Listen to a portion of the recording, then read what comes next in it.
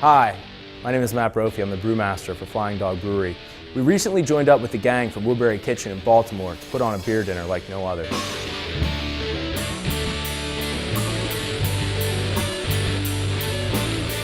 My name is Spike Jurdy. I'm the chef and owner of Woodbury Kitchen in Baltimore, Maryland.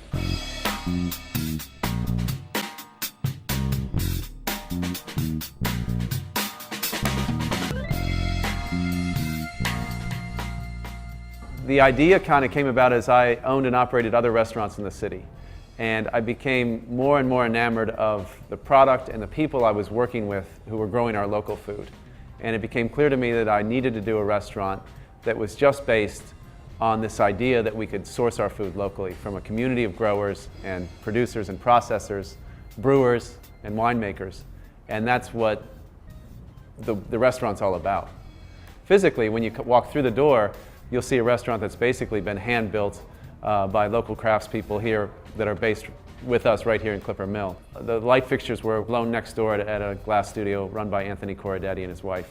A lot of the architectural metals were done by the Gutierrez Studios, by John and his team. And almost all the woodwork was done by Artisan Interiors by a guy named Eric Rink. So the neighborhood is an amazing mix of craftspeople, residents, and businesses. We've got greenhouses on the hill, we have townhomes, we have condos and apartments in some of the old mill buildings, and one restaurant, Woodbury Kitchen. This is the first beer dinner at Woodbury Kitchen. This is my first beer dinner in a long time. I couldn't be prouder and more excited about the fact that it's with Flying Dog. They are a group of people that we've got to know over this process, and we're in love with their beers, and we're extremely, glad to get to know the guys and the people that are behind it, because they're amazing. And what they're doing, I think, for Frederick, for the state, for the region is spectacular. I think it'll open a few eyes. I think it's going to be really, really great. I am Matt Day. I'm the chef de cuisine at Woodbury Kitchen. First course we just put out, raw Swanscott oysters and fried Swanscott oysters. They're from Virginia, Hog Island Bay. We did one raw with a mignonette made with a beer de garde. The fried was with a parsley salad with a little bit of pickled serrano chili. Guard Dog is our interpretation of the French beer de garde style. The French enjoy beer de garde, the Belgians enjoy saison, all from the same region and all steeped in a tradition of farmhouse ales.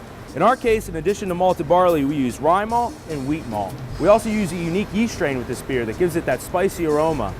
While this beer is kind of sweet, it finishes dry and crisp, and it's the perfect refreshment for those warm spring months.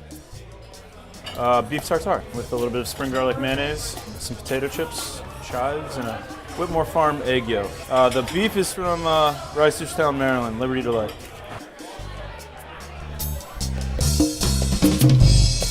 Here's what's left of this year's El Dorado hops. El Dorado is the second in a series of single hop Imperial IPAs and Flying Dog's newest beer. We were doing hop selection with our supplier last fall. We came upon the El Dorado hop. It's got a great fruity aroma and a very mild bitterness. We use a very simple grist build or malt profile with our single hop series to really feature the hops and let the hops characteristics shine through. This beer is 75 bitterness units and 10% alcohol by volume. Next course is a ham and cheese, basically. Truck Patch Farms ham. We brine the ham here for like 2 weeks. Roasted it really slowly. Mustard, some brown sugar, honey, and the Raging Bitch. Raging Bitch was officially born in December of 2009. In the months leading up to that, we had a great time with the recipe development process. We took elements of our Snake Dog IPA, we added some of our yeast from our Woody Creek White, and really started liking the results. We played around with this combination a little bit. We added Amarillo hops to the mix and came up with an awesome Belgian IPA that has not only great yeast character, but great tropical fruit aromas and flavors. It's a great drinking beer and it finishes all very nicely. It's a great combination of flavors and it's been one of our best-selling beers. Slow roasted Woolsey Farm lamb in hay. It's roasted actually in hay, as you can see over there. Trying to mimic that flavor of grass and kind of green malt in the beer. We didn't really try to put anything smoky on the plate because this is being paired with a smoked beer. Just, it's a nice little plate of food.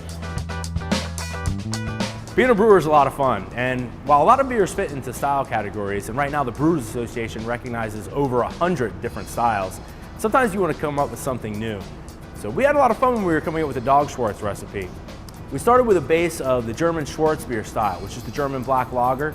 We added elements of the German Rauchbier style, which is a smoked lager. And we came up with Dog Schwartz. It's a great food beer. It goes excellent with grilled meats and smoked meats. These are little beef pot roasts. Again, using the Liberty Delight beef, brisket, chuck, and short ribs. We used a little bit of the ESG in the braise, and so we balanced that with some nice sweet cherry, a lot of caramelized carrots, and baked it with some puff pastry on top.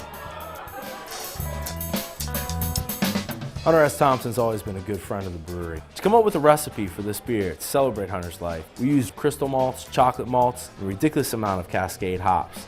It represents everything that was crazy and gonzo about not only Hunter, but also the creativity and the fun of Flying Dog Brewery. Dessert is a steamed talkie pudding. It's like an old English dessert. It's like a steamed bread almost with tons of prunes that are perfect with the barley wine. All that dried fruit flavor. This is our Horn Dog Barley Wine. This has been in the Flying Dog family for some time. In America today, most brewers are making barley wines that are very hop forward. They're very bitter and they have lots of hop aromatics.